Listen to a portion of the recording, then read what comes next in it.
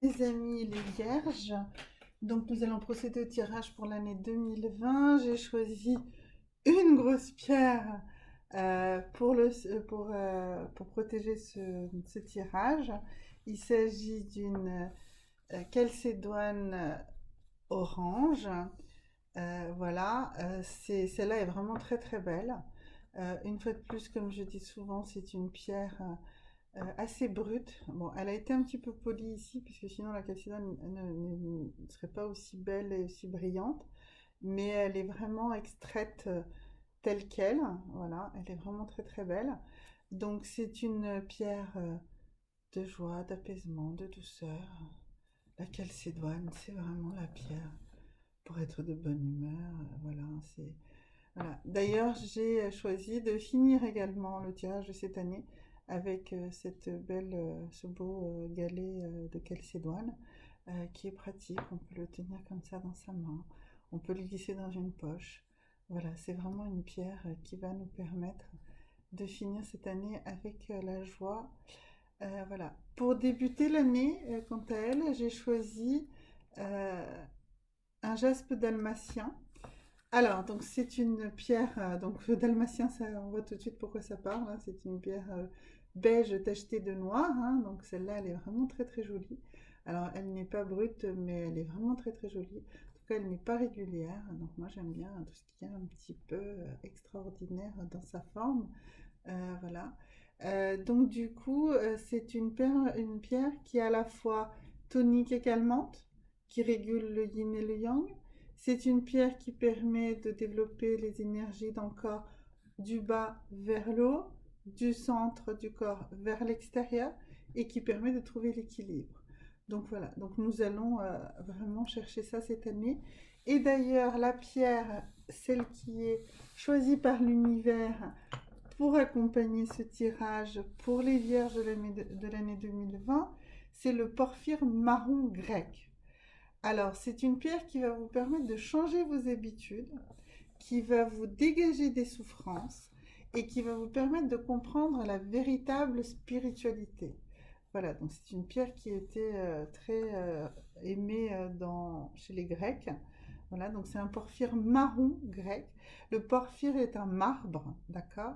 Donc c'est également une pierre calcaire, donc également comme notre calcite tout à l'heure, qui était aussi une pierre de calcaire, même si le marbre n'est pas tout à fait la même façon de mettre ce calcaire à l'intérieur en termes de cristallisation. Mais voilà, nous restons sur ce besoin de rééquilibrer, de se centrer, de se dégager des souffrances, de trouver l'équilibre entre le yin et le yang, entre la tonicité et le calme. Voilà, donc les vierges, la pierre dominante de l'année, le porphyre marron grec, que je ne possède pas, mais je ne les possède pas toutes, malheureusement. La calcédoine, qui est donc vraiment une pierre de joie, de plaisir, vraiment une belle, belle pierre que j'affectionne énormément. Et donc ce jaspe dalmatien, donc que vous pouvez prendre sous différentes tailles, hein, il n'y a pas de souci, c'est pas pareil, comme tous les jaspes, c'est pas une pierre extrêmement chère, donc facile d'accès, et qui est une pierre, voilà, cela peut être glissé dans une poche, euh, voilà. Et c'est une pierre qui permet donc pour celle-ci, pour le jaspe dalmatien, qui est donc beige tacheté de noir, l'équilibre entre le yin et le yang, comme toutes les pierres qui sont comme ça, noires et blanches, elles permettent ça.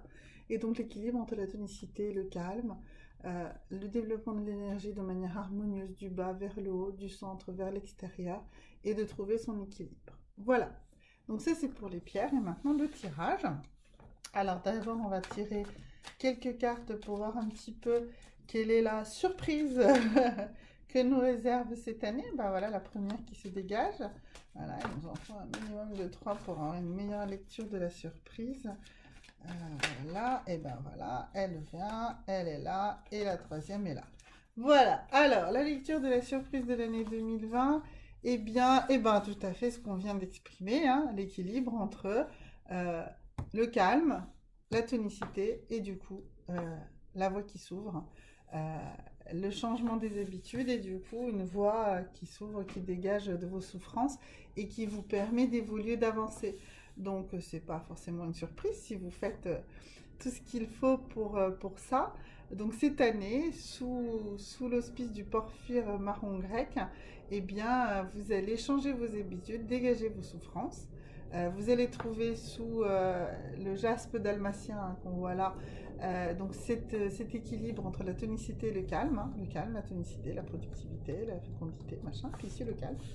Voilà. Et puis donc une belle voie qui s'ouvre pour vous pour cette magnifique année 2020. Donc nous allons maintenant procéder au tirage de la suite des mois. Donc on va faire les mois un par un. Donc ici janvier, février, mars, avril, mai.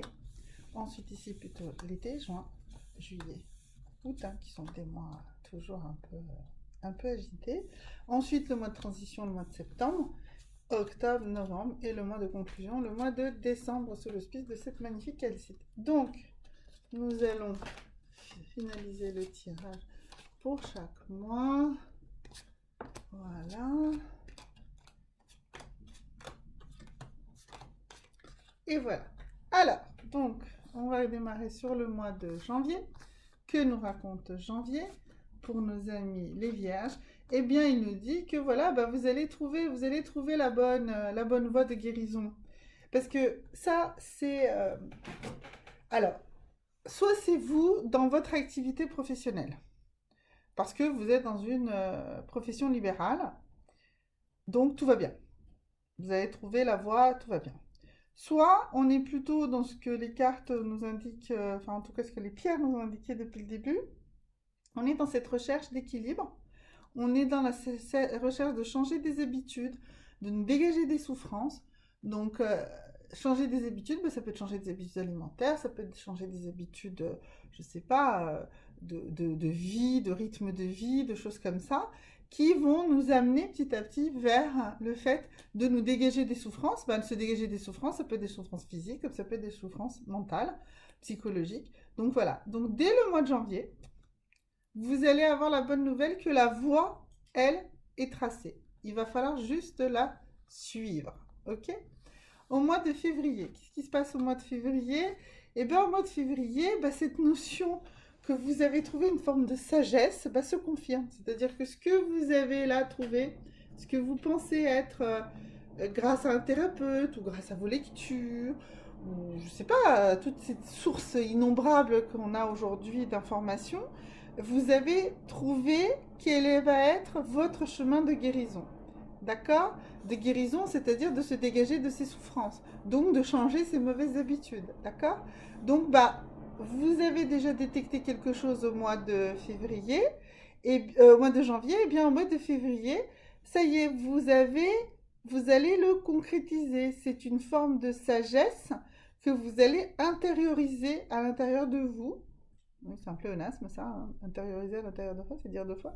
Voilà, mais donc c'est bon, c'est sûr, c'est ça. D'accord? Donc en février, vous partez du bon pied sur cette voie de la guérison que vous avez déterminée au mois de janvier. Au mois de mars, qu'est-ce qui se passe? Au mois de mars, eh bien, vous prenez du temps.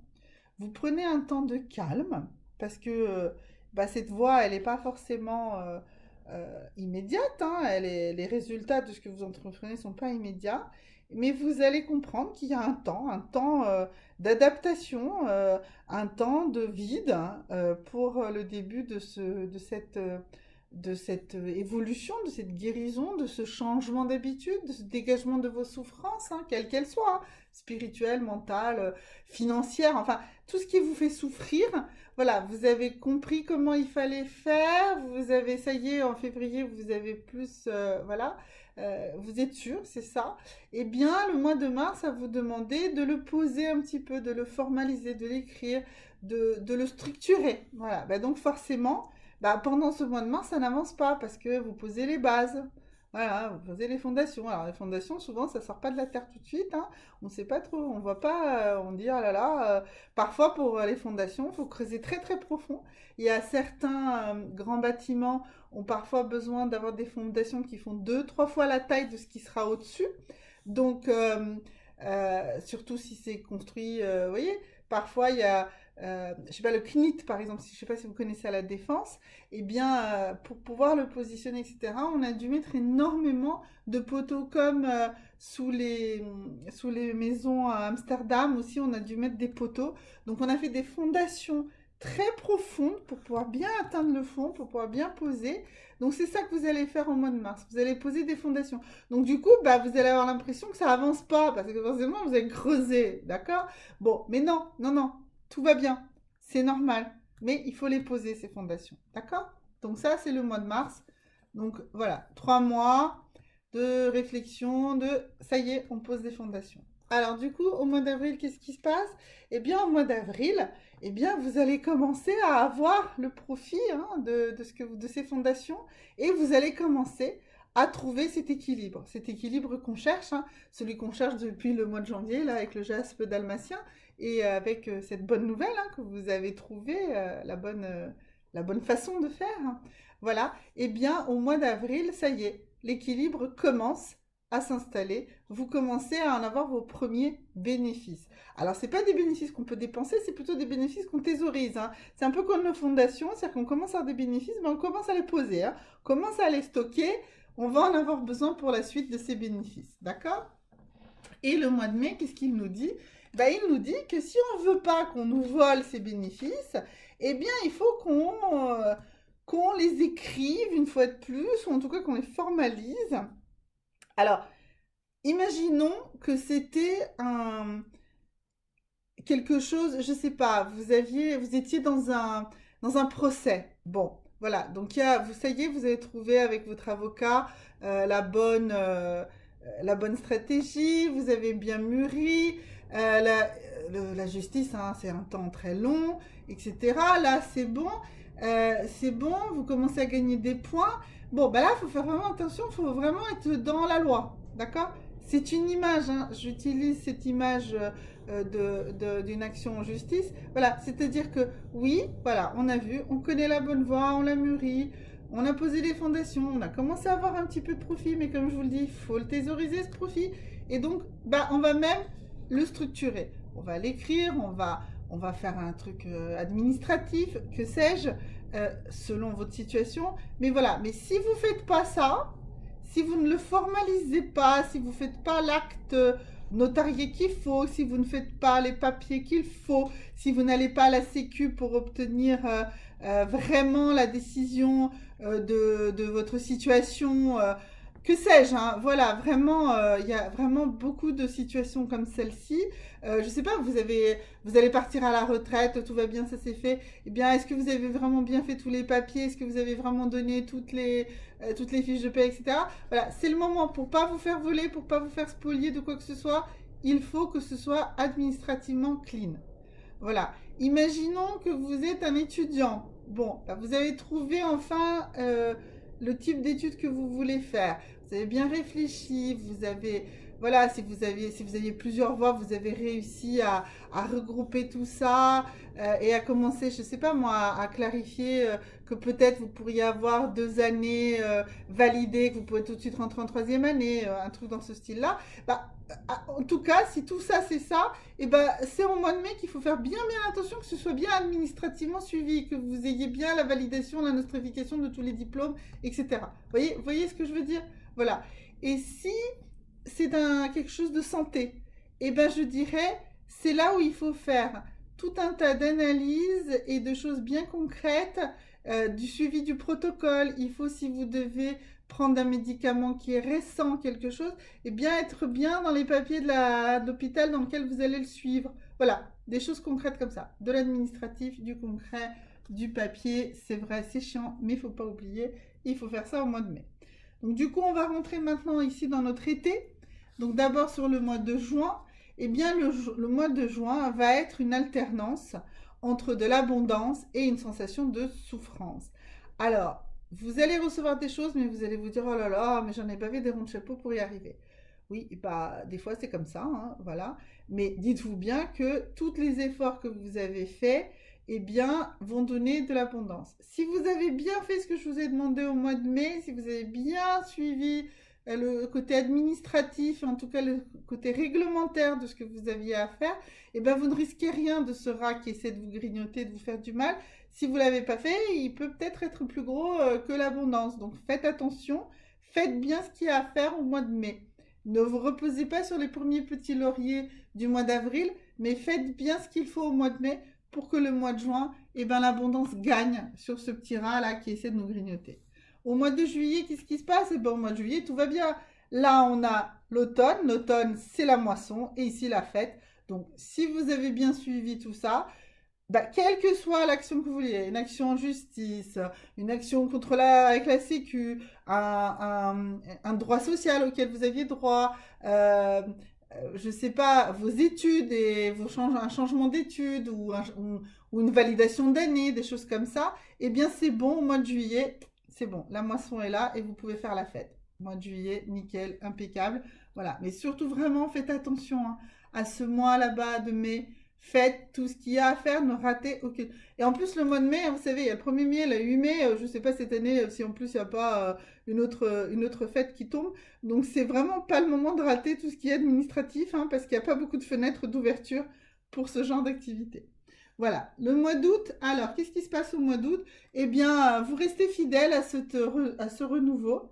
Voilà, donc c'est là, c'était bien, et bien vous continuez, vous allez continuer. On a vu que pour cette année, ce qu'il faut pour vous, c'est changer les mauvaises habitudes et vous dégager des souffrances. Bah ça y est, vous êtes sur la bonne voie, vous y arrivez. Et sur le mois d'août, tout va bien. Tout va bien.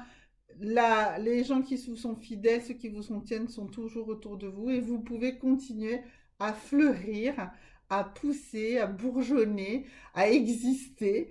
Voilà, dans cette nouvelle voie là qui est en train de se dégager pour vous et qui va vous permettre de vraiment trouver cet équilibre. Hein, voilà. Enfin, c'est pas vraiment une nouvelle voie, c'est-à-dire que vous avez compris comment y arriver parce que vous avez eu le temps de poser les fondations, vous avez compris la méthode qui va vous aider. Donc voilà, donc tout va bien, ça s'installe. Si on a bien fait tout ce qu'il fallait au mois de mai, du coup on a passé le petit orage du mois de juin, c'est vraiment l'abondance qui a gagné et du coup on a fait la fête en juillet. Et là, au mois d'août, tout va bien, on continue. Alors maintenant le retour, hein, septembre, toujours un petit peu la charnière. Bon, alors là, franchement pour vous, aucun problème de charnière, tout va bien, la force, l'été, vous êtes en pleine possession. Voilà, ça y est, vous vous êtes dégagé de ces mauvaises habitudes, vous avez dégagé toutes ces souffrances, hein, quelles qu'elles étaient, que c'était des souffrances physiques ou mentales, c'était un problème de maladie, que c'était un problème d'un procès quelconque, que c'était un problème d'études, voilà, dans tous ces cas-là, voilà, c'est bon, tout va bien. Alors, je sais, hein, là, on a déjà avancé pas mal de l'année, pour ceux qui sont malheureux en amour ou qui sont tout seuls, eh bien, c'est pas forcément l'année où on va faire fleurir un nouvel amour. Si vous êtes en couple, il n'y a pas de problème. Euh, Comme vous êtes bien, que tout se passe bien, que vous avez fait ce qu'il fallait, de ce côté-là, ça va bien. La situation amoureuse va bien. Par contre, pour les autres, c'est pas à l'ordre du jour. Mais c'est pas très grave parce que vous n'avez même pas le temps là. Là, vous êtes tellement dans des choses tellement plus structurantes qui vont être la base hein, de la suite que vous allez tellement arriver à dégager tout ce qui vous pesait que tout va bien. Et donc en mois de septembre, rugissant, estival encore pour vous, tout va bien, la vie est belle, le mois de septembre, la rentrée, génial. Donc maintenant le mois d'octobre, eh bien le mois d'octobre, ben, il dit que vous allez rompre avec aussi les gens qui vous polluent. Vous allez vous débarrasser de tout un tas de parasites qui sont autour de vous. Voilà, donc ça va être la rupture violente avec des gens qui vous embêtent. Et donc c'est très bien parce que comme vous avez fait tout ce cheminement et que vous sortez de ce mois de septembre qui est vraiment florissant et très puissant pour vous, eh bien il n'y a aucun souci. Vous allez pouvoir faire ce ménage sur le mois d'octobre. Voilà. Pour le mois de novembre, eh bien nous arrivons sur cette accalmie spirituelle, cette accalmie de votre esprit, qui est ce que ce porphyre marron grec, depuis le début de l'année, vous soutient à faire. Donc, vous avez vu le jaspe, l'équilibre, voilà, on a tout fait, on a alterné le tonique et le calme, hein, exactement ce que ce jaspe dalmatien nous mettait en évidence. Et là, nous allons vers la paix, vers la joie, le bonheur que va nous apporter la calcite orange. Et on se calme, on calme l'esprit pour pouvoir atteindre le spirituel, ce qui n'est pas tout à fait la même chose. De comprendre cette véritable spiritualité. On s'est dégagé de tous les parasites là qu'on avait, qui nous emmerdaient. Donc tout va bien, mes amis, les vierges. Donc voilà. Et donc décembre. Alors, ce que décembre nous dit, eh bien, vraiment, totale cohérence. Vraiment, je suis vraiment très très heureuse de ce tirage magnifique pour les Vierges pour 2020. Donc c'est ça, c'est vous, hein, que vous soyez le consultant ou la consultante, hein, puisqu'on est dans un tirage général. Voilà. Et puis la bienveillance. Vous avez atteint cette paix, cette sérénité, cette bienveillance. Vous vous êtes dégagé de toutes ces souffrances horribles qui vous tenaillaient cette année 2019. Et quelles qu'elles étaient, hein, quel que soit le domaine dans lequel elles étaient, eh bien ça y est, vous allez devenir cette personne épanouie, fleurie et bienveillante envers elle-même. Et donc, pour ceux qui cherchent plus, qui cherchent l'amour, eh bien, je pense que c'est l'état dans lequel vous allez plus facilement la rencontrer. Et pour ceux qui l'ont déjà, cet amour, eh bien, ça ne va que renforcer. Et votre compagne ou votre compagnon n'en seront que plus ravis d'aimer et d'être aimé par une personne aussi belle, aussi bienveillante, aussi fleurie, aussi épanouie que celle que vous allez être d'ici la fin de l'année 2020. Merci mes amis les Vierges.